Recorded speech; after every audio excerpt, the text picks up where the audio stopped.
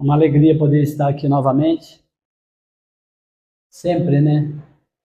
Estamos gratos a Deus por Ele ter nos dado essa oportunidade de podermos aprender da Sua palavra. E olha que as nossas aulas aqui estão viajando longe, né? E vai longe. Graças a Deus por isso. Bem, hoje nós vamos dar continuidade, né, ao nosso ensino. Só recapitulando algumas coisas, nós estamos falando sobre lei e graça, né? É o tema dessa série de ensino. A semana passada nós falávamos sobre mudança de lei e hoje nós vamos falar sobre a obediência na graça. Amém? Você está com a sua apostila aí para acompanhar. Eu tenho certeza que Deus vai nos abençoar nessa noite. Convido você a inclinar a sua cabeça. Vamos orar a Deus. Senhor Pai, Senhor Deus e Pai, nós pedimos, Senhor Deus, nesse momento, que o Senhor se faça presente, Pai. Através do Teu Espírito Santo, nos conduz, Senhor Deus. Guia o nosso coração, a nossa mente, o nosso entendimento, a compreensão, Senhor. A compreensão da revelação, Senhor Deus, que o Senhor tem para nós, através do Teu Espírito Santo, Pai. Nós pedimos que o Senhor fique conosco, nos dê entendimento de tudo aquilo que será falado nessa noite. Para o louvor e glória do Teu santo nome. Amém. Amém? Bem, nós só recapitulando algumas coisas, a lei e graça nós sempre temos colocado como um tema que muitos entendem que seja o tema central, seja a doutrina central da nossa fé, porque esse tema ele tem trabalhado as duas coisas, a lei e a graça, né? A lei e a graça. E de repente a gente pode entender que já foram, hoje é a 9ª aula, já se passaram 8 aulas, e nós falando sempre sobre lei e graça, a graça manifestada, a lei dada por Moisés, e de repente a gente pode perder assim, o norte do que nós estamos falando. Então eu achei por melhor recapitular alguns assuntos no que se diz respeito à lei e à graça. A lei e a graça, nós estamos falando objetivamente sobre a salvação. Quando nós falamos da lei, a lei que compreende na velha aliança, ou na antiga aliança, melhor dizendo, ela tinha o objetivo de salvação também. As leis que foi dada para Moisés, o objetivo da lei era salvação, era salvar também o homem. Só que, obviamente, houve a revelação, e o que nós entendemos, que o tema das nossas aulas tem sido lei e graça, e nós falamos que é uma progressão da revelação divina. O que seria a progressão? É que Deus teve um início, num tempo, através da lei, e no decorrer do tempo, a vontade de Deus, no que se diz respeito à salvação dos homens, ele teve um progresso, ele foi progredindo até chegar nas plenitudes do tempo, onde a graça de Deus foi manifesta. Dizendo assim rapidamente, só para a gente entender, é como se nós achássemos que Deus falhou no seu projeto inicial. É como se Deus criasse Adão, e Adão falhou, e daí Deus vai corrigindo no decorrer do tempo, Deus vai corrigindo as coisas que não têm dado certo. Mas na verdade não é nada disso. Deus, ele criou todas as coisas dentro do seu propósito, no seu tempo. Deus não Deus fez todas as coisas e Deus sempre esteve no controle de todas as coisas. O que nós vamos, no decorrer do tempo, entendendo é que as coisas, elas tiveram uma progressão. Assim como a lei, assim como tem sido a graça nos nossos dias de hoje. Amém? Então a salvação, se eu perguntasse nessa noite, como que os irmãos entenderiam a salvação? Como que os irmãos entenderiam a salvação? Que hoje nos foi dada. Se fala muito de salvação, a salvação, mas o que é a salvação? Como que nós entendemos, como que nós compreendemos essa salvação? E nessas aulas que nós tivemos até aqui, sempre foi falado sobre a salvação. Mas eu fiz um resumo, e talvez seja até melhor para o entendimento dos irmãos compreender naquilo que nós vamos tratar hoje. Então eu separei assim, eu coloquei assim, que a salvação, ela é uma manifestação da graça de Deus. Amém? Deus, ele de livre e espontânea vontade, ele manifestou o seu amor, a sua graça, salvando o homem. O processo da salvação é justamente esse. É entender, primeiramente, que a salvação, ela veio e a salvação partiu de Deus. Não partiu de nós, partiu de Deus. Deus tinha esse projeto de salvar o homem do jeito que está sendo, do jeito que está acontecendo. Então, a salvação é a manifestação da graça de Deus. Mas aí nós perguntamos, mas como que eu vou entender o que é graça? A graça é um favor dado a alguém que não merece. Então, alguém resolveu dar um favor, fazer algo por nós, sabendo que nós não merecíamos. Então, a graça nós podemos compreender da seguinte maneira: é o favor não merecido, né? Como o apóstolo Paulo fala, ou o favor a alguém que não merece, ou que não mereceu. A graça é isso. A graça que recebemos está condicionado ao sacrifício de Jesus. Amém? Então, o que é a graça de Deus? É a manifestação do seu amor para conosco. Mas como que essa graça foi manifesta? Como que Deus chegou e falou para você assim, olha, você tem a minha graça? Deus simplesmente encerrou todos nós numa mesma condição e condicionou a sua graça, o seu favor não merecido, num sacrifício que prova o seu amor, o seu desejo maior por nós. O amor de Deus, ele se revelou quando Jesus morreu na cruz do Calvário por nós. Essa é a maior expressão de amor e da manifestação da graça. Como nós tínhamos falado no começo, Deus ele está no controle de todas as coisas. Então muitas vezes nós podemos entender que uma coisa que não deu certo, Deus substituiu por essa. Mas essa não seria a maneira correta de se analisar e de se ver, e de se conhecer as coisas.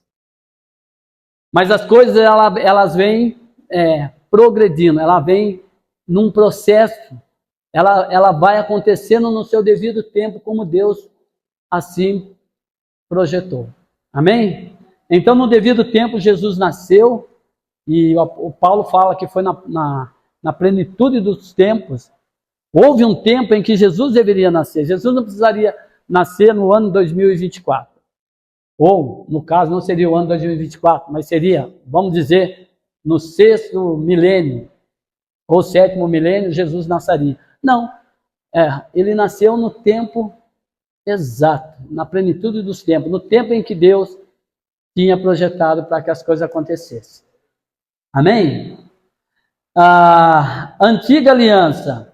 Quando falamos de antiga aliança, quando falamos de leis, ordenanças, mandamentos, nós estamos falando de uma antiga aliança, da antiga aliança ao qual Deus fez com Moisés e que teve um tempo, essa aliança valeu até o tempo que foi necessário. E Jesus ele vai dizer isso. Jesus vai dizer assim, olha, até Moisés. A lei veio por Moisés e ela pendurou até João. Até João se valeu da lei e dos profetas. E a partir dali se anuncia o reino de Deus. É uma outra etapa. Faz parte de um processo progressivo da graça de Deus. Se nós não entendemos dessa forma, fica difícil nós entendermos a graça de Deus hoje manifestada na nossa vida. E os irmãos vão entender mais para frente por que eu estou dizendo isso. Porque, na verdade, uma coisa não veio substituir a outra, mas veio completar. Em tempos passados, muitos defenderam a ideia, principalmente um dos reformadores que nós conhecemos, Lutero. Ele defendia a ideia que a graça, que nós somos salvos pela graça de Deus, pela fé em Jesus. E a fé, ela é fundamental para nós entendermos a graça de Deus na nossa vida. Obedecer a Cristo não significa obedecer à lei. É totalmente diferente. Só que nos dias dos reformadores, havia um entendimento que a graça, ela era absoluta e você não precisava fazer mais nada. Você podia pegar tudo isso daqui, guardar na sua estante e viver somente pela graça. E daí a graça seria incompreendida. Porque a graça, ela tem efeito mediante a fé e mediante a obediência a Cristo. Amém? Então nós vamos entender que a antiga aliança, ela era a sombra das coisas que haveria de acontecer. Isso aí nós falamos em aula passada. O que seria as coisas que viriam a acontecer? Tudo que está relacionado a leis cerimoniais, todas essas coisas nós não precisamos mais obedecer. Porque essas coisas se cumpriram em Cristo. As leis cerimoniais.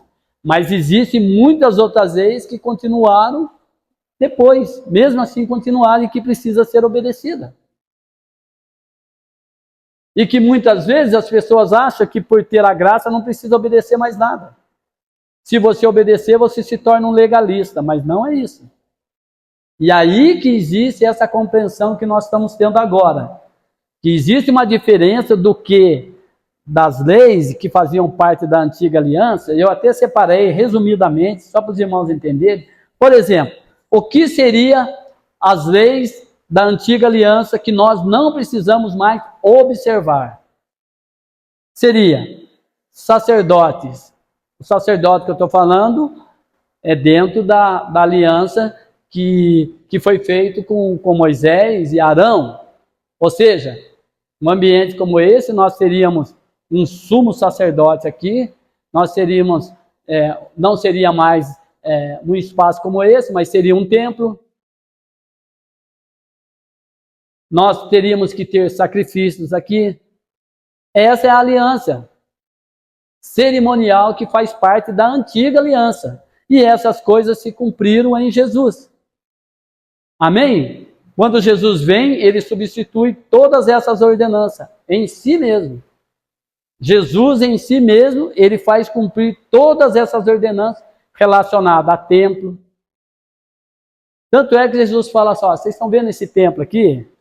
Vocês podem destruir esse templo aqui. Era um templo o qual tinha sido edificado, por Zorobabel, um templo muito famoso, teve uma arquitetura magnífica de Herodes, era uma coisa muito linda. Coisa que em Mateus 24 vai falar que os apóstolos chamaram a atenção de Jesus para que Jesus olhasse a maravilha que era o templo. E Jesus, ele simplesmente fala, vocês acham que tudo isso aí é importante? Vocês acham que o templo é importante? Vocês podem destruir esse templo, que em 3 dias eu reconstruirei. Que já estava fazendo parte da antiga aliança. O tempo já estava passando. O testamento velho estava ficando para trás e estava se iniciando um novo. Em Jesus estava se cumprindo. Se nós formos ler o Evangelho de João, não sei se os irmãos tiveram esse interesse de ler o Evangelho com uma ótica um pouco diferente do que nós costumamos ler.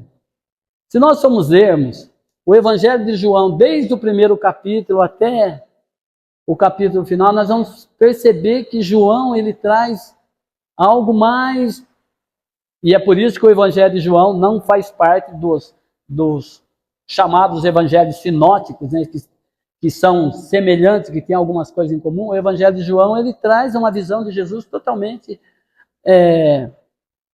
diferente dos demais evangelhos. João ele mostra Jesus como aquele que, como se fosse o Velho Testamento sendo ali em vida, vivendo. Só para os irmãos entenderem rapidamente. Se nós formos ver o primeiro capítulo de João, Jesus ele fala sobre graça e verdade. Dois pilares. Duas colunas. Graça e verdade. O templo de Salomão havia dois pilares enormes, vamos dizer, colunas, né, que estavam na entrada do templo. Graça e verdade. Isso para entrar no templo. E Jesus ele dizia que, quando ele fala do reino de Deus, ele fala de um novo templo. De um templo que começaria a partir dele. E que, na verdade, um pouquinho antes, porque começou com João Batista, anunciando o reino de Deus. E o Evangelho de João ele vai mostrar alguns símbolos que nós entendemos que nós encontramos na Velha Aliança. Como, por exemplo, o templo, o espaço do templo, os utensílios do templo. O templo era formado de átrio, lugar santo e lugar santíssimo. Dentro do lugar santo, de um lado havia candelabro, do outro lado havia os pães da propiciação. O lado de fora, que era chamado átrio, havia o altar do sacrifício, havia a bacia onde se lavava o sacrifício, e havia uma outra bacia maior, onde os sacerdotes entravam ali e se banhavam, se purificavam, para depois oferecer o sacrifício.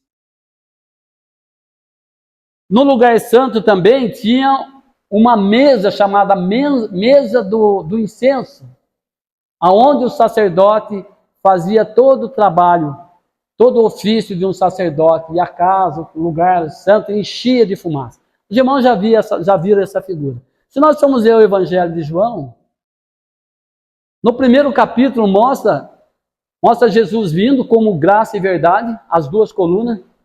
Depois mostra Jesus passando pelo batismo, água. Depois diz que João Batista ele olha para Jesus e diz assim, eis o Cordeiro que tira o pecado do mundo, o altar do sacrifício. Depois nós vamos ver Jesus, um pouco mais para frente, nós vamos ver Jesus nas bodas de Canaã, usando as talhas, as águas que ele purificou, as águas que foram transformadas em vinho, ele fazendo aquele primeiro milagre, e aqueles recipientes, aquelas talhas, né, aqueles barris de água, eram as águas que os judeus usavam para se purificar, para se lavar. E depois, um pouquinho mais para frente, nós vamos ver Jesus falando que ele é a luz do mundo. Nós vamos ver Jesus dizendo que ele é o pão da vida. Nós vemos Jesus, tudo isso no Evangelho de João. E nós vamos ver Jesus também sendo o intercessor. O incenso representa a intercessão dos santos, não é? Não é a oração dos santos? Quem é o nosso intercessor maior? Jesus, que intercede até hoje diante de Deus por nós. Então o Evangelho de João, ele mostra o cumprimento da antiga aliança se cumprindo em Jesus. Então nós não precisamos mais obedecer às leis as ordenanças relacionadas aos templos, ao sacerdócio, ao sacrifício, porque em Jesus essas coisas se cumpriram. Amém? Então, também tem outras coisas, né? Tem as festas, tudo isso daí se cumpriram em Jesus. Quando se lembra da Páscoa, quais os elementos que se usava na Páscoa judaica, né? Que fazia parte da velha aliança. Então se usava um sacrifício, um cordeiro sem defeito, era morto na celebração da Páscoa dos judeus, se comia ervas amargas, se comia pão sem fermento, e se comia também um cordeiro pascal, que era um cordeiro sem defeito, que eles matavam e assavam aquele animal, e todos eles comiam em família, nós já sabemos. Só que na nova aliança, quem é o cordeiro pascal? É o próprio Jesus. Amém? É o próprio Jesus. Então nós percebemos que existe, o que eu quero dizer para os irmãos é que existe leis que nós não precisamos mais cumprir. Porque as leis cerimoniais foram cumpridas em Jesus. Jesus cumpriu a lei. Isso não significa que nós devemos deixar de lado toda a lei. Porque eu estou dizendo aqui que foram somente as leis cerimoniais. Existem muitas outras ordenanças que ainda estão em vigor. Como, por exemplo, não matarás, faz parte de uma lei de Deus? Então, na graça, eu não preciso observar essa lei. Não, você tem que observar. Amém? E aí segue, e nós já entendemos esse processo. Eu também marquei e falei que a salvação, o processo da salvação é por etapas. Então se iniciou um processo de salvação, mas não foi agora. O processo de salvação, o projeto redentivo de Deus estava lá no Éden já.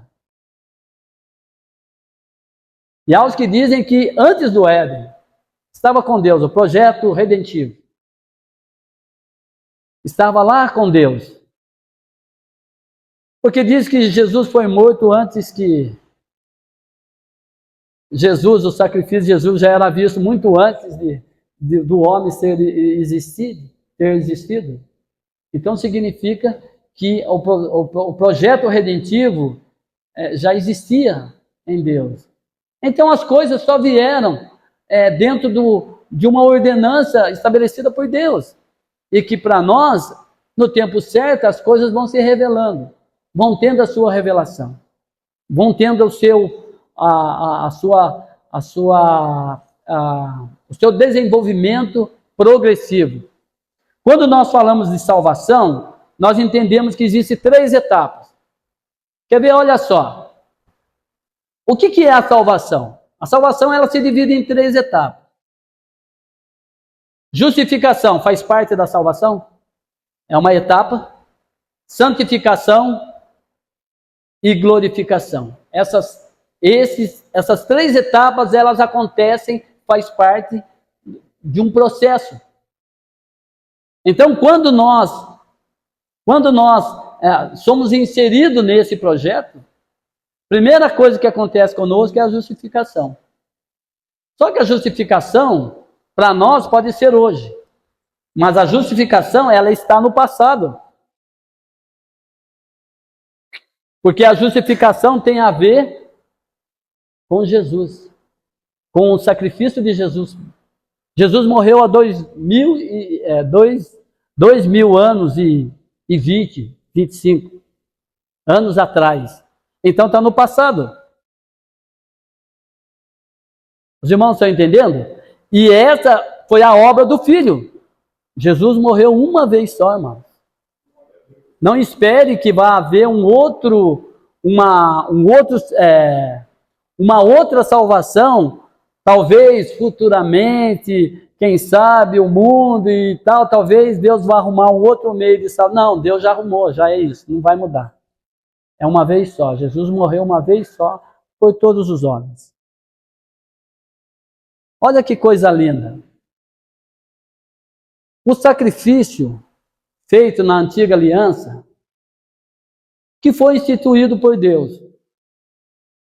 Esse sacrifício, que era feito anualmente, vamos falar do sacrifício que era feito anualmente, em que somente o sumo sacerdote poderia fazê-lo. Uma vez por ano o sacerdote entrava no Santo dos Santos, que eu falei, que fazia parte do templo, e ali ele prestava, ali ele oferecia um sacrifício dele primeiramente e depois pelo povo. E quando aquele homem, que era um representante do povo, estava diante de Deus, e quando ele saía fora, se tornava representante de Deus para o povo, quando aquele homem concluía o seu ofício, e quando ele saía, se fazia festa, porque Deus tinha perdoado o pecado do homem. O sacrifício tinha sido feito, Deus tinha aceito, e o pecado do homem tinha sido perdoado. O sacrifício da velha aliança perdoava. Mas aí, no capítulo 1 do Evangelho de João, João Batista fala algo interessante. Ele fala assim, eis aí, Jesus está passando, ele fala, eis aí, o Cordeiro de Deus, que tira o pecado do mundo. O sacrifício da antiga aliança perdoava. A graça que se manifestou em Jesus, ela tira o pecado do homem. Perdoa e tira. Os irmãos estão entendendo? Amém? Então, a justificação, ela teve esse efeito com a obra de Cristo. O homem foi justificado pelo sacrifício de Cristo passado. O Filho desceu, morreu em meu lugar, no seu lugar, e ele justifica cada um de nós diante de Deus. Cada um de nós somos justificados. Quando nós nos apresentamos diante de Deus, Deus olha para nós e olha para Jesus. Eu até passei um vidinho aquela vez que falava sobre o peso da culpa, né? E daí no finalzinho aparece um rapaz e mostra um relatório que, nossa Deus do céu, ele falou, isso aí vai direto. Só que com ele estava alguém. E quando ele mostra o relatório desse alguém que estava com ele, os irmãos lembram desse videozinho que eu passei? E diz assim, você pode entrar. Fala, o que é isso? Mas ele falou, então, mas não tem a ver com esse aqui, mas tem a ver com esse daqui. Esse daqui justifica esse. Só para os irmãos entenderem que Cristo ele nos justifica diante de Deus. Então é o processo da justificação, passado.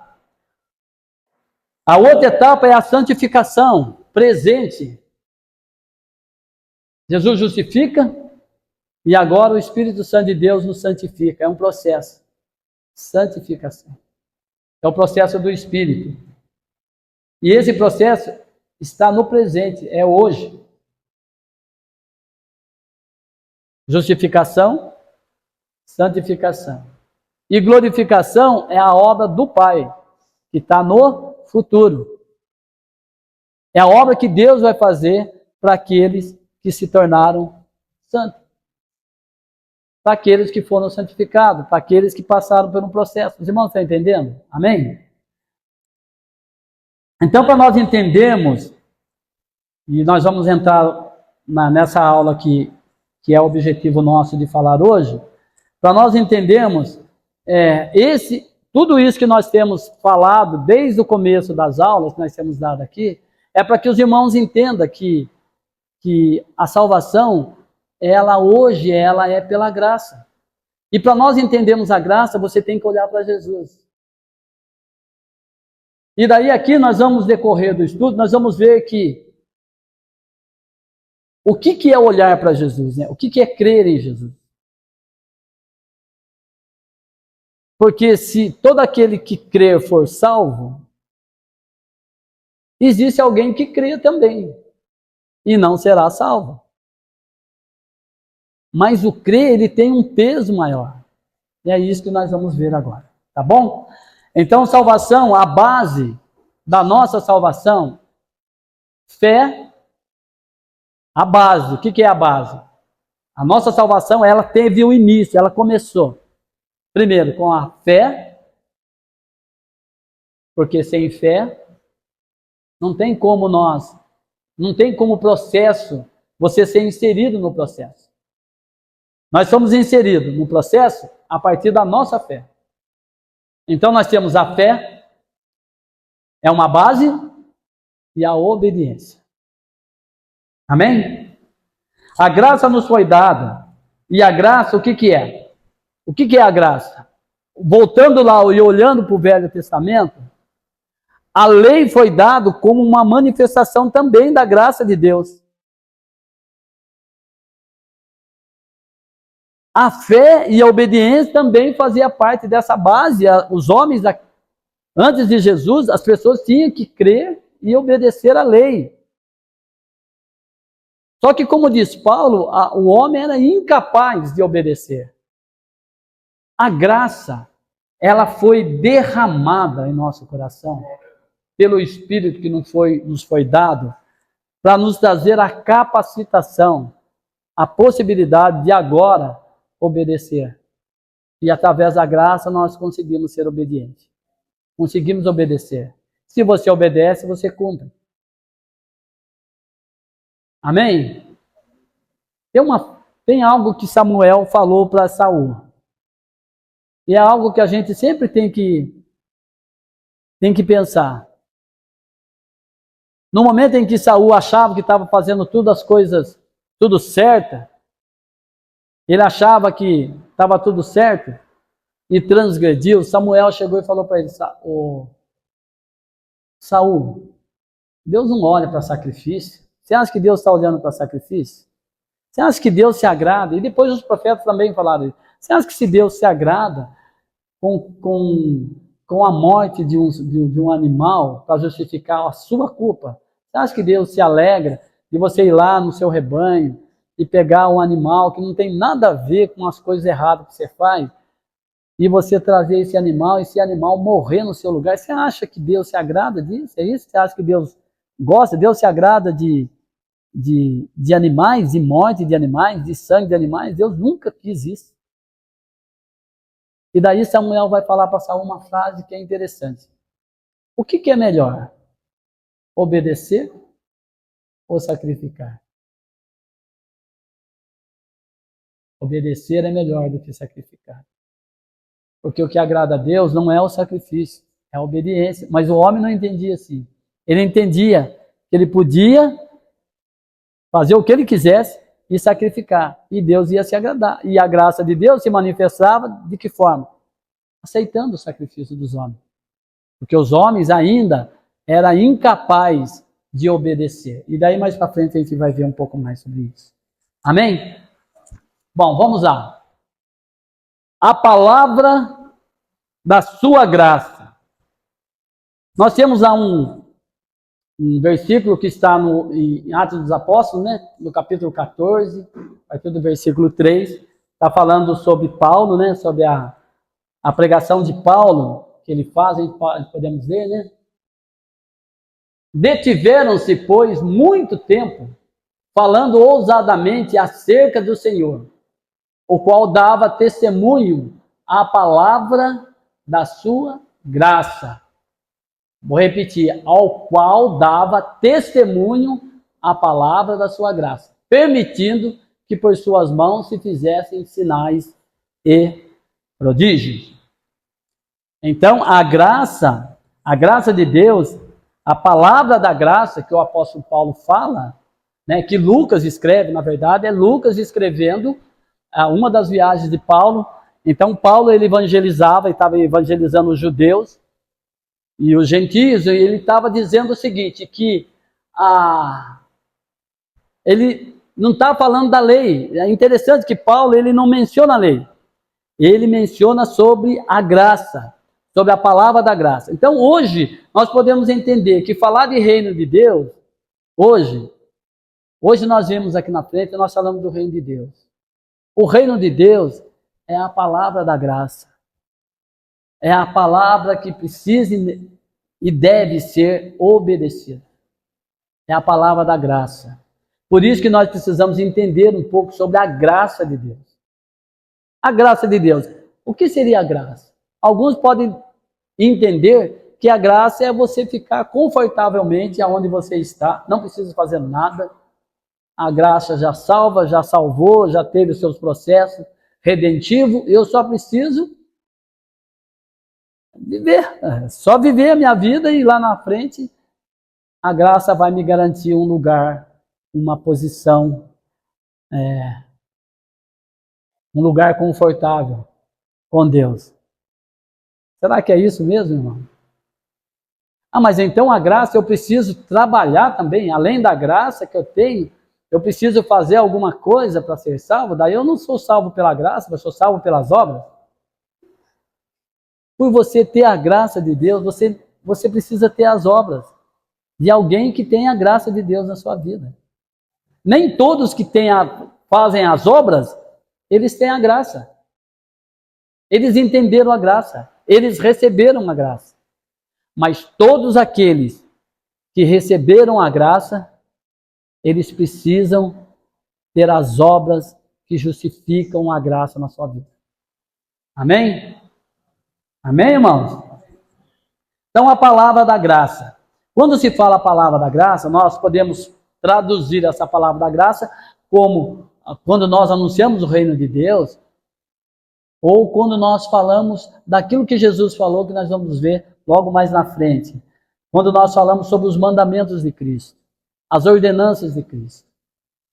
Atos capítulo 20, de 32, diz: agora, pois, irmãos, encomendo-vos a Deus e à palavra da sua graça, a Ele que é poderoso para vos edificar e dar herança entre todos santificados. Então, o que Paulo está dizendo? Paulo está dizendo que a palavra da graça, ela não é um método, ela não é algo que você adquire como se fosse um talismã, alguma coisa que você toma posse e se garante com isso. Porque a graça, ela precisa também ser desenvolvida na sua vida. Assim como a salvação que nós recebemos, ela precisa ter esse desenvolvimento em nós, assim é a graça. Você tem a graça de Deus, você precisa aprender a lidar com a graça, a entender isso. Que a graça, ela é de graça, ela foi dada a você. Como que você vai viver a partir de agora? Amém? E aqui, o que nós queremos dizer é que Paulo e os demais irmãos, eles entenderam da seguinte forma, que a graça que foi dada é superior à lei. Ela não substitui a lei, mas é superior à lei. Por isso que Paulo, quando ele vai falar para os judeus, ele não fala tanto de ordenanças, ele já vai direto, ele fala: olha, nós fomos incumbidos a falar da graça de Deus para vocês, que é o reino de Deus. É o reino de Cristo. É um novo mundo. É um mundo novo sendo inaugurado. É uma nova aliança. Amém? Então vamos lá. O evangelho da obediência. Mateus capítulo 28, no versículo 20, nós vemos Mateus escrevendo e nós vamos entender.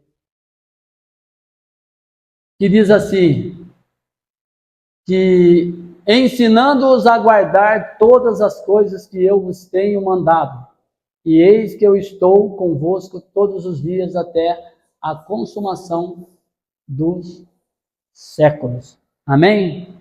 O que é isso? É uma ordenança, é um mandamento. Não é? Então, o que Jesus diz? E esse mandamento nós não precisamos obedecer? A obediência ao Evangelho é obedecer aquilo que Jesus fala.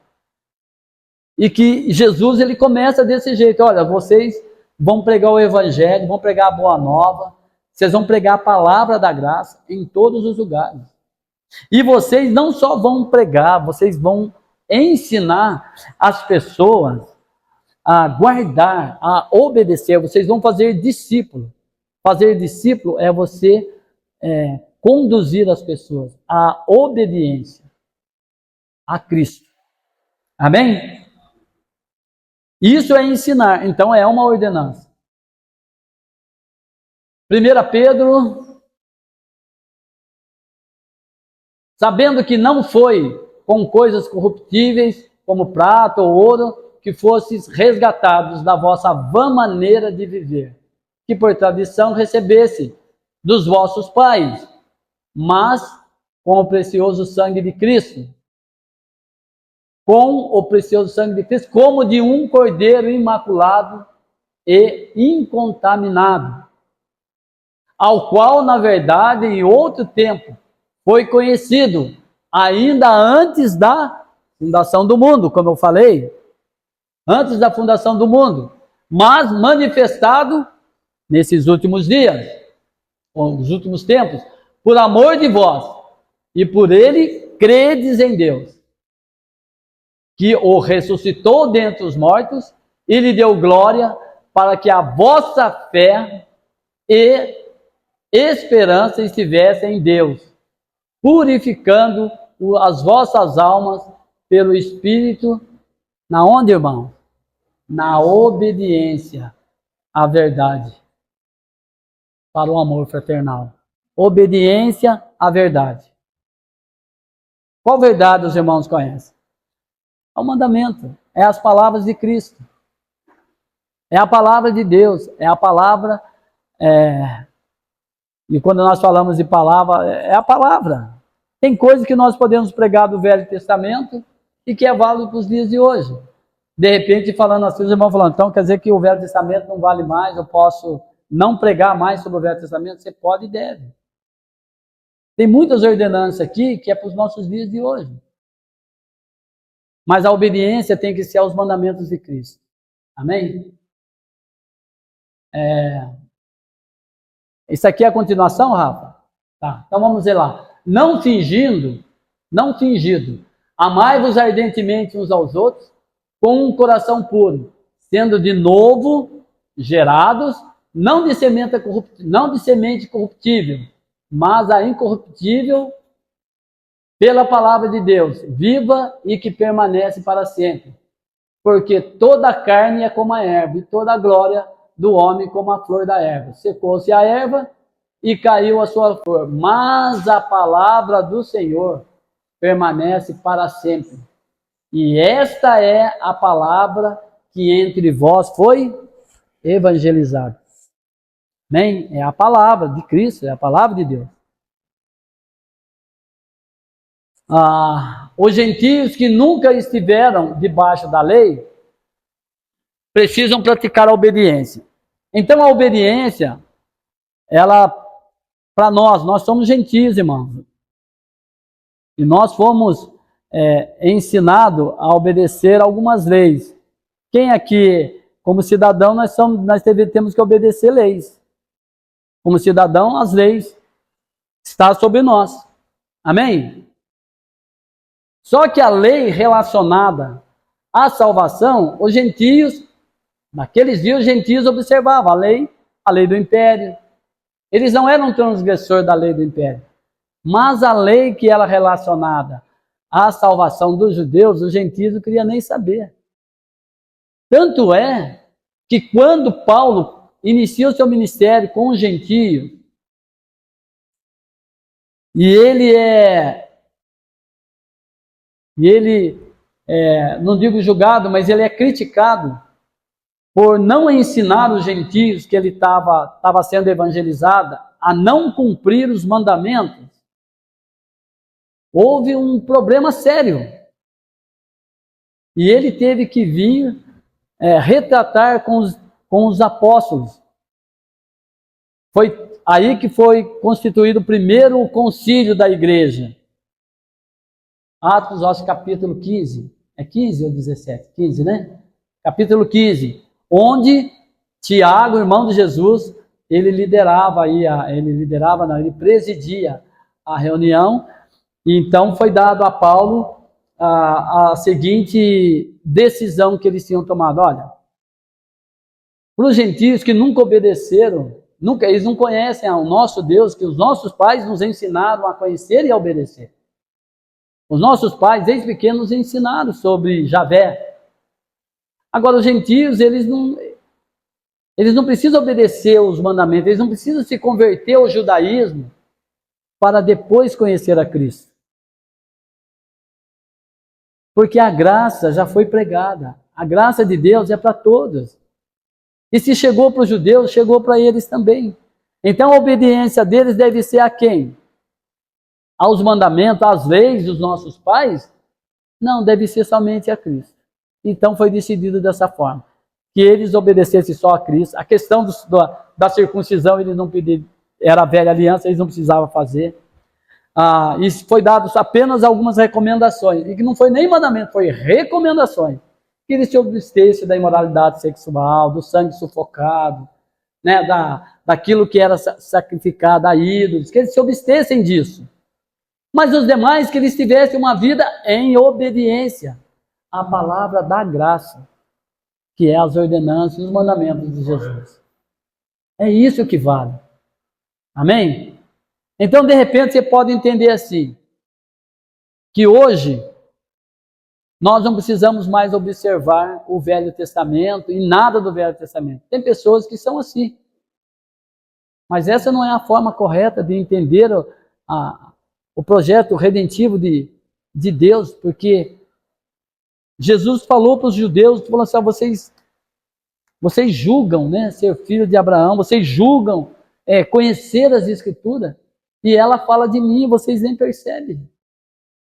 As Escrituras, elas falam de mim desde o comecinho, lá desde os primeiros escritos, as Escrituras vêm falando de mim e vocês não perceberam.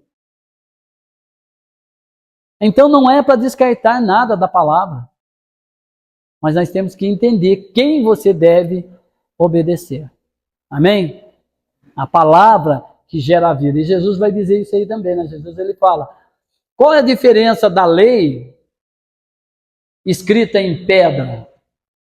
Porque a lei escrita em pedra era para homens que tinham o coração semelhante a elas, coração de pedra, homem duro de coração. Então, para os homens duros de coração, é a lei, porque a lei pune. Por isso que quando nós ouvimos que a letra mata, é isso que quer dizer, olha, a observância da lei, ela vai levar você ao quê? À morte. Porque ela denuncia o seu pecado, e o salário do pecado é o quê? É a morte. Mas, em Jesus é diferente, porque em Jesus diz que a sua palavra, ela não está escrita em pedra. Ela não é algo que está fora de você, é algo que você, não é algo mais que você lê e tem que estar sempre lembrando. Os judeus, eles escreviam, os mais radicais, né? Os radicais vendo aquilo lá, eles escreviam um versículo. E quando falava assim, guarda na sua mente, né? Para você lembrar sempre, no seu levantar, no seu deitar, você lembrar da palavra de Deus. A lei mandava eles lembrarem do Senhor, lembrarem da lei e obedecer. É um princípio de obediência. E daí os mais radicais, né? Eles colocavam aqueles filactérios aqui, aqueles rolos de escrito, carregavam aqui na testa para não esquecer. Era uma lei que você precisava ler e guardar e estar sempre lembrando. Mas a lei de Cristo, ela não é escrita em pedra. Ela é escrita num coração. Ela é escrita aqui, pelo Espírito. As minhas palavras são Espírito e vida. Então, as palavras de Jesus, ela é escrita no coração do homem.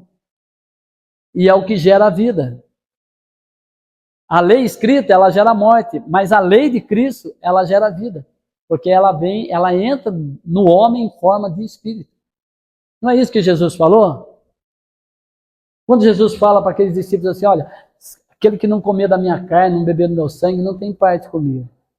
E daí eles ficaram, não entenderam, João 6, né, que fala isso. Eles não entenderam, porque eles falaram, como é que pode a gente comer a carne desse homem?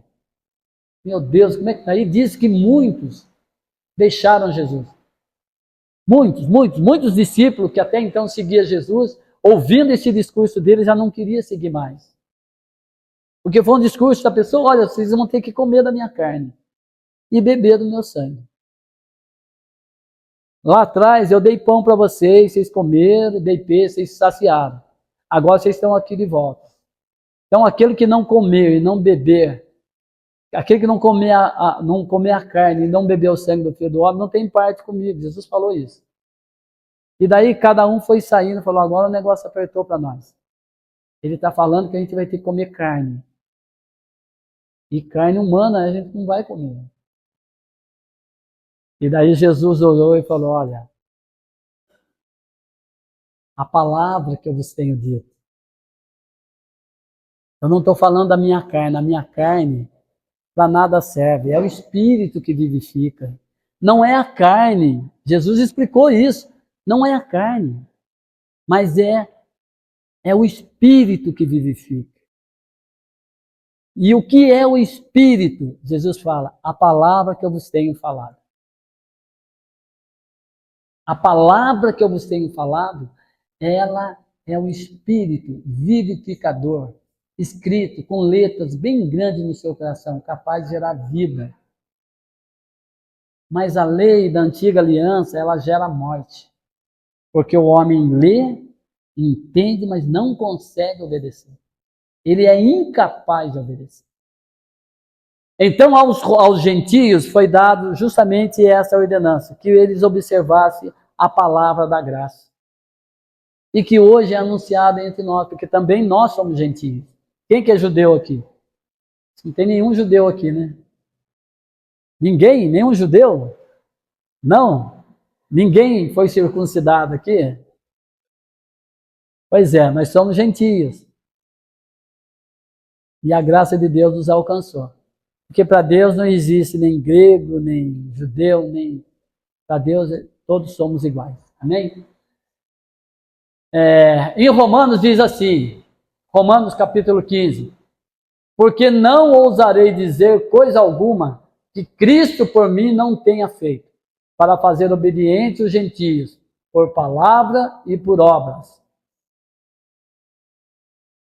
2 Coríntios, capítulo 9, versículo 3. Visto como na prova dessa administração glorificam a Deus pela submissão que confessais quanto ao Evangelho de Cristo e pela a liberalidade de vossos dons para com eles e para com todos. Nós estamos falando da palavra que precisa ser obedecida. A graça de Deus que foi manifestada.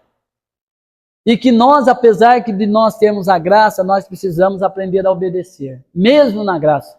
Por isso que o ensino hoje é a obediência na graça. Mesmo na graça, você precisa obedecer. Não é sentar e falar assim, tem a graça, deixa a vida me levar. E lá no fim está tudo certo. E não é. A graça, ela nos capacita a vivermos uma vida de obediência e de fé diante de Deus. Amém? Então temos agora obediência na fé. Obediência da fé, né? Não é na fé, obediência da fé. O Evangelho envolve necessariamente, é algo fundamental, o Evangelho, o início, começo, envolve o quê? Fé e obediência. Crer é bem diferente de obedecer. Eu posso crer. Eu creio, como muitos creem, mas não obedecem. Não é verdade?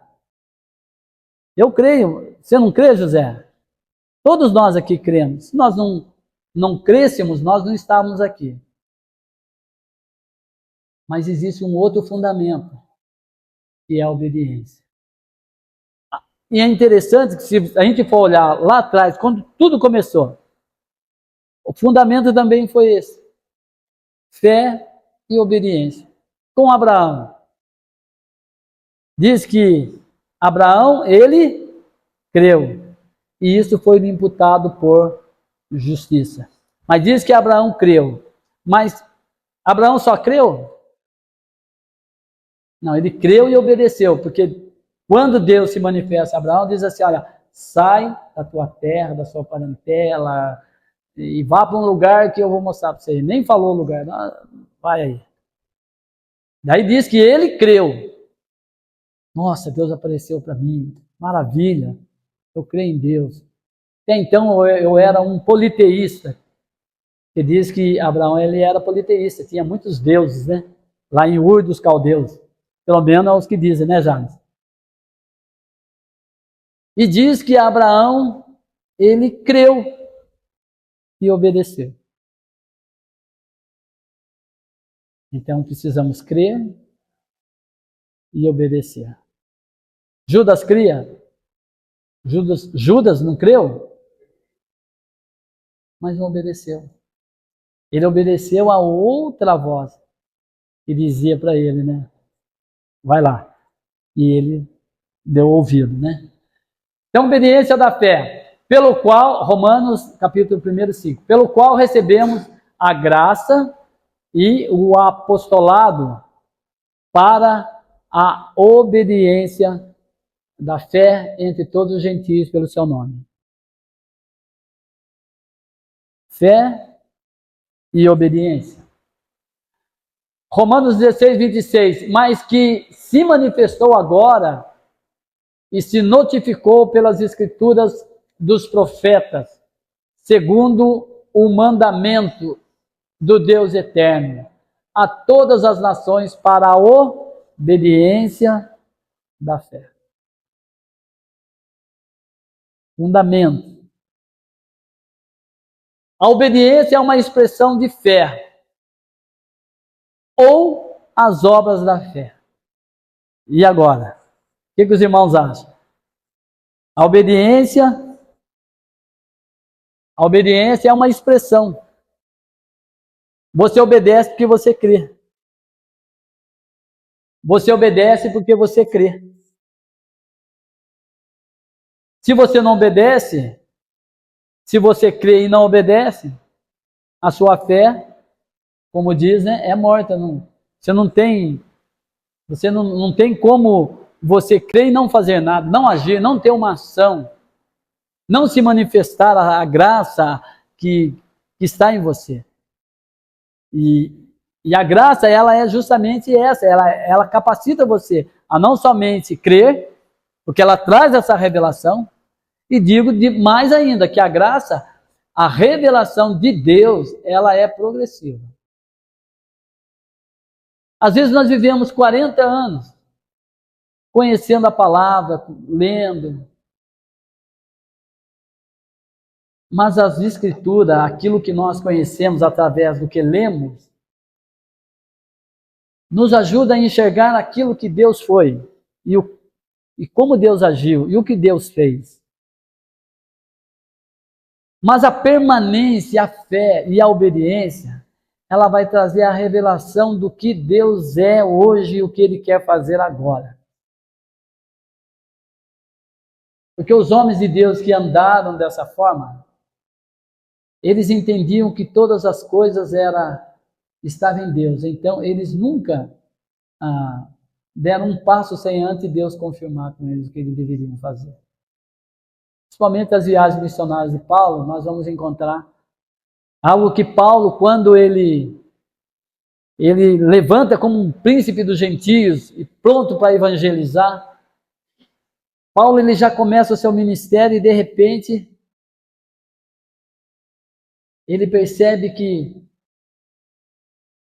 que Deus está fazendo algo diferente daquilo que ele tem vontade. E ele resolve então obedecer a Deus, do que a obedecer os seus instintos, mesmo que esses fossem instintos e vontades relacionadas àquilo que ele cria. Mas ele resolve obedecer a Deus. Ele resolve ser obediente e submisso à vontade de Deus. Às vezes nós conhecemos a vontade de Deus, somos obedientes, mas muitas vezes nós fazemos aquilo que nós entendemos, que nós achamos que é o correto. E nem sempre nós acertamos.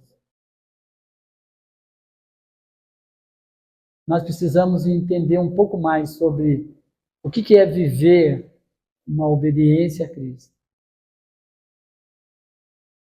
Se Cristo é meu Senhor, eu preciso obedecer somente a Ele. Muitas vozes, às vezes, nós precisamos aprender isso. Eu aprendi a silenciar muitas vozes dentro de nós, a ouvir somente uma. E aí que está o difícil, né, Flávio? Às vezes nós temos boas intenções, mas com motivações erradas. E às vezes nós somos motivados a fazer algo, mas somos mal intencionados. As coisas elas não caminham junto. Obediência e fé. Elas precisam caminhar junto, para que as coisas dêem o resultado que Deus espera de nós. Amém? Tiago diz: meus irmãos, que aproveita se alguém disser que tem fé e não tiver as obras? Porventura, a fé pode salvá-lo? E se um irmão ou uma irmã estiverem nus e tiverem falta de mantimentos cotidiano, e algum de vós lhe disser: ide em paz, aquietai-vos e fartai-vos, e não lhes derdes as coisas necessárias para o corpo, que proveito virá daí? Assim também a fé, se não tiver as obras, é morta e em si mesma. Mas dirá alguém: tu tens a fé e eu tenho as obras. Mostra-me a tua fé sem as tuas obras e eu te mostrarei a minha fé pelas minhas obras. Tu crês que há um só Deus? Fazes bem. Também os demônios creem e estremecem, porque não obedecem, né? Então tá aí, fé, ela precisa ter essa interação com a obediência, né?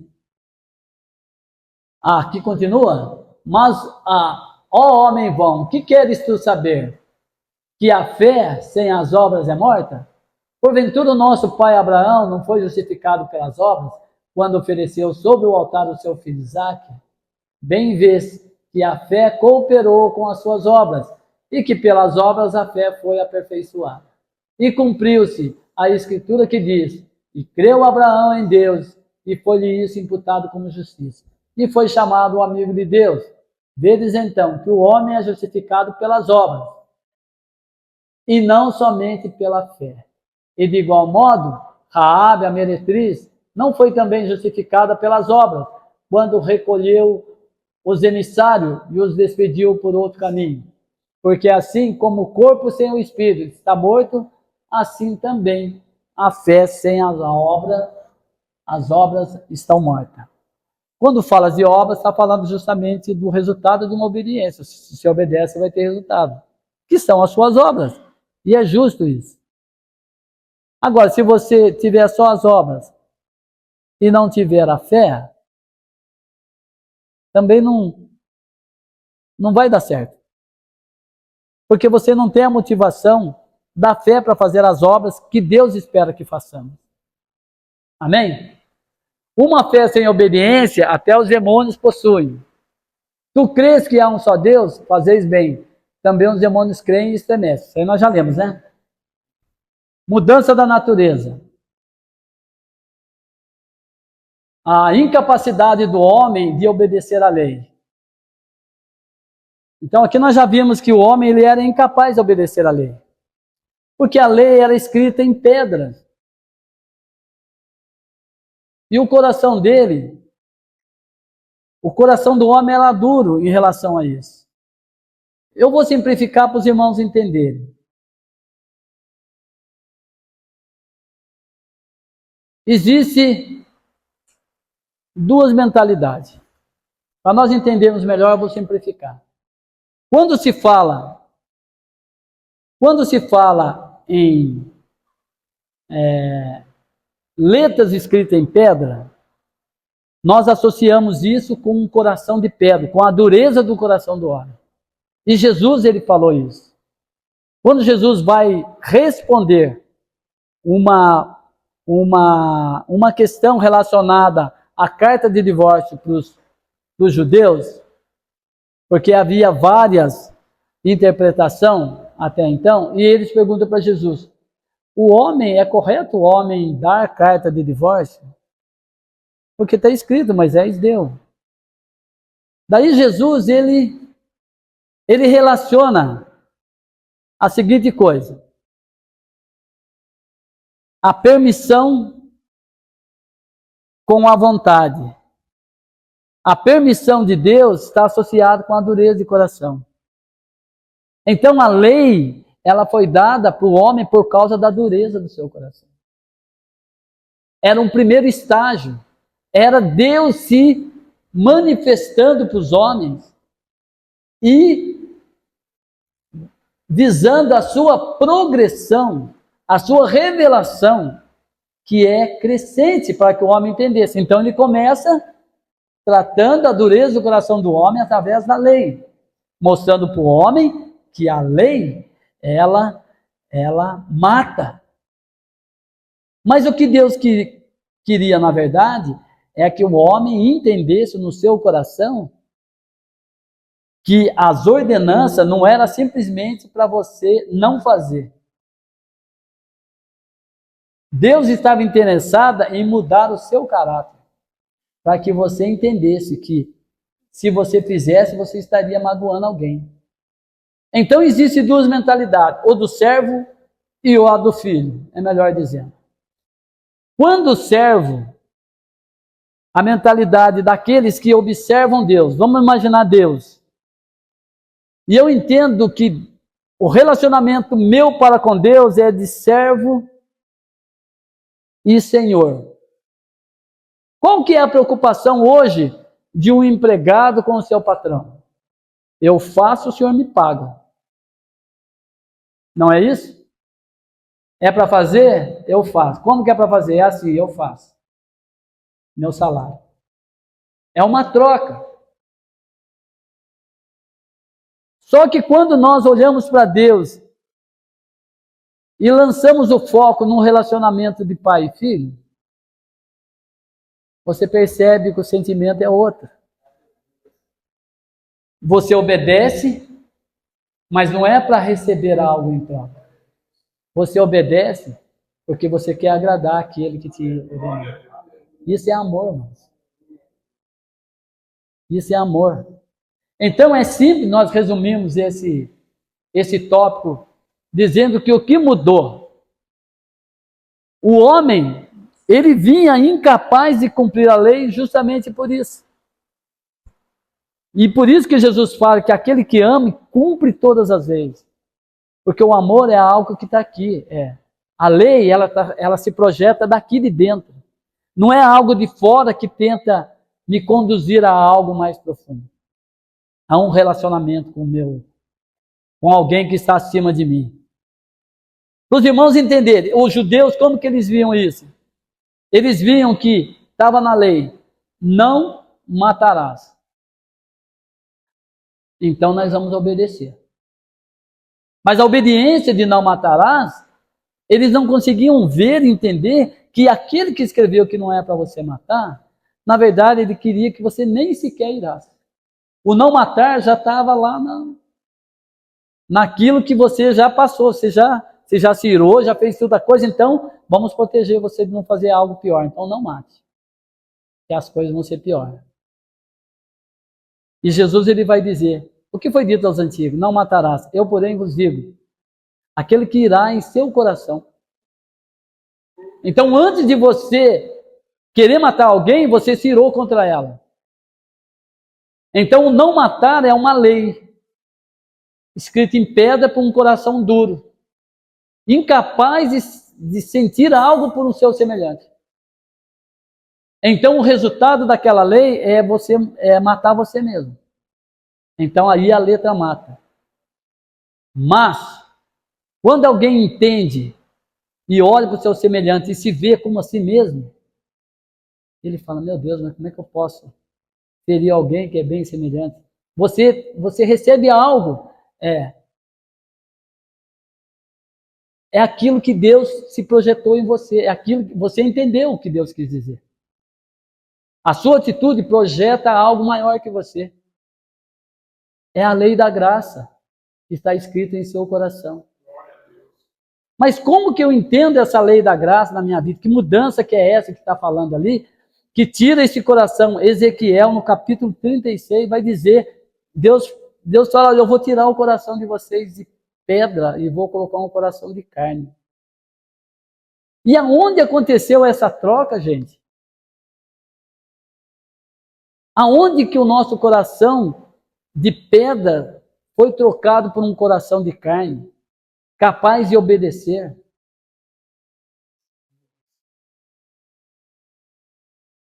Eu vou puxar um assunto aqui, só para os irmãos entenderem que as coisas para Deus, como funcionam. Jesus, ele aparece, o anjo aparece a Maria, trazendo uma mensagem de Deus, dizendo assim, salve, agraciada. Né? Salve, agraciada. E faz a saudação a Maria, e diz que ela encontrou graça diante de Deus. E que Deus tem um projeto a fazer com ela. Ela geraria um bebê. E ela diz assim, tudo bem, mas como se eu não sou casado? Como se eu não tenho marido? E daí Deus fala assim, o anjo fala, o poder do Espírito te envolverá e você conceberá. Diz que naquele momento em que ela abriu seu coração e disse, fé e obediência, seja feita conforme a sua vontade. Ela foi fecundada imediatamente pela palavra. O nosso coração é mudado pela palavra. Esse milagre que aconteceu com Maria, esse sobrenatural que acontece com Maria, e ela passa a gestar, então, a partir de então, ela começa a gestar. E ali ela entende que ela está grávida. Irmãos, é a palavra de Deus. Mas para Deus, todas as coisas são possíveis. Então o nosso coração é trocado por onde? Qual que é o milagre de tirar um coração de pedra e colocar um coração de carne dentro de nós? É pela palavra, porque Jesus falou, a palavra que eu vos tenho falado, elas são espírito e vida. Então a palavra, ouviu, creu, fecundou. Cristo aqui em mim. Uma nova natureza, um novo coração e a possibilidade de cumprir todas as ordenanças de Cristo. Amém? Vamos ver rapidinho para nós encerrar. Disse-lhe ele, Moisés, por causa da dureza dos vossos corações, vos permitiu repudiar vossas mulheres. Mas, ao princípio não foi assim. Então, associado, olha lá. O princípio não foi assim. A dureza do coração é associado à permissão. Agora, o coração de carne é associado com a vontade de Deus. Existe permissão e vontade. A vontade de Deus está lá no princípio. E é isso que a gente precisa entender. Vontade de Deus. Permissão de Deus é para quem tem um coração duro. Amém? Mas o Senhor prometeu solucionar esse problema. Nós acabamos de ler. Dar-vos-ei um coração novo e porei dentro de vós um espírito novo e tirarei da vossa carne o coração de pedra e vos darei um coração de carne. Na antiga aliança, a lei foi dada para ser obedecida. A não obediência implicava em juízo, mas o homem não tinha condições de obedecê-la, como nós já lemos. Na nova aliança, a palavra ainda deve ser obedecida. A palavra deve ser obedecida. A não obediência ainda implica em juízo. E agora o homem tem condições de obedecer, porque agora ele tem um coração de carne. A incapacidade e não a responsabilidade de obedecer foi removida pela mudança da natureza, proporcionada pela obra de Cristo em nós. Antes éramos filhos da desobediência. Efésios capítulo 2, versículo 1 a 3. E vos vivificou, estando vós mortos em ofensas e pecados, em que no outro tempo andaste, segundo o curso desse mundo, segundo o príncipe das potestades do ar, do espírito, que agora opera nos filhos da desobediência, entre os quais todos nós também antes andávamos, nos desejos da nossa carne, fazendo a vontade da carne e dos pensamentos, e éramos por natureza filhos da ira, como nos outros. Agora somos filhos da obediência, 1 Pedro. Como filhos da obediência, como filhos obedientes, não vos conformado com as concupiscências que antes havia em vossa ignorância, mas como é santo aquele que vos chamou, sede vós também santo em toda a vossa maneira de viver, porquanto está escrito, sede santos porque eu sou santo. Circuncisão do coração, né, tem a ver com a obediência, nós já falamos isso também, porque a circuncisão é, na verdade, proveitosa se tu guardares a lei, mas se tu é transgressor da lei, a tua circuncisão se torna em incircuncisão. Se, pois,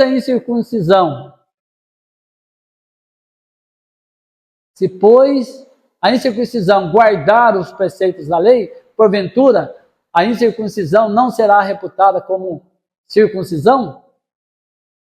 E a incircuncisão, que por natureza o é, se cumpre a lei. Não te julgarás, porventura, a ti, que pela letra e circuncisão és transgressor da lei? Porque não é judeu o que é exteriormente, nem é circuncisão o que é exteriormente, na carne, mas o judeu o que é no interior. E circuncisão é o que é do coração, no espírito, não na letra, cujo louvor não provém dos homens, mas de Deus. Amém? Então, a respeito da circuncisão, já estou encerrando, já deu o tempo. A circuncisão é a mesma coisa, é a troca do coração de pedra. O que era a circuncisão? Né? A circuncisão se tirava a pele, o que chamamos de prepúcio do pênis da criança, e aquilo ficava livre, é algo que ficava livre, não prendia mais. Isso é circuncisão. E quando ele fala circuncisão do coração, é para tirar justamente essa limitação que há no coração do homem, para que o coração do homem possa ser longânimo. Vamos usar essa expressão mais certa. Amém? Então aqui, só recapitulando, mandamentos no coração. Mandamentos é no coração e não na mente. A obediência nos leva ao caminho redentivo. Amém? Louvado seja Deus. Encerro por aqui. Amém?